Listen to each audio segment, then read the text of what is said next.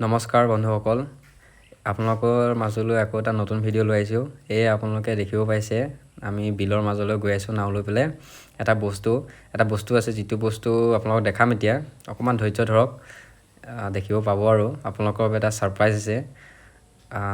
হয়তো আগতে দেখিছে চাগে এনেকুৱা, কিন্তু আমি দেখিছোঁ তথাপিও আপোনালোকক এবাৰ দেখাম বুলি এটা ভিডিঅ'টো কৰিলোঁ। এয়া আপোনালোকে দেখা পাব এতিয়া। এইটো দেখিব পাইছেনে, এটা প্ৰকাণ্ড ৰৌ মাছ। এই ৰৌ মাছটোৰ এটা কাহিনী হৈছে, আপোনালোকক কৈ আছোঁ। আমাৰ বিলত বৰ্তমান কি হৈছে, পানীৰ যিটো উত্তাপটো বাঢ়ি গৈছে গৰমৰ প্ৰকোপৰ বাবে, পানীৰ উত্তাপৰ বাবে মানে কি হৈছে, মাছবোৰ যোৱাকালি এটা মৰিছিলে ৰৌ মাছ, ইয়াতকৈ অলপ সৰু বাৰু, কিন্তু আজি এটা বহুত প্ৰকাণ্ড ডাঙৰ মানে এইটো ৰৌটো আপোনালোকে দেখিব পাব পাৰোঁ। ইয়াক পাৰলৈ আনি আছোঁ এতিয়া, দেখাম এতিয়া আপোনালোকক। এয়া আমি গৈ আছোঁ, মানে কি হৈছে বতাহতে এইটো দেখিব পাইছে নহয়, পেনাইবোৰ চাপি চাপি আহি আছে। এইটো মাছটো আপোনালোকে চাওক, কিমান ডাঙৰ মাছ। আপোনালোকে অনুভৱ কৰকচোন কিমান ডাঙৰ হ'ব পাৰে।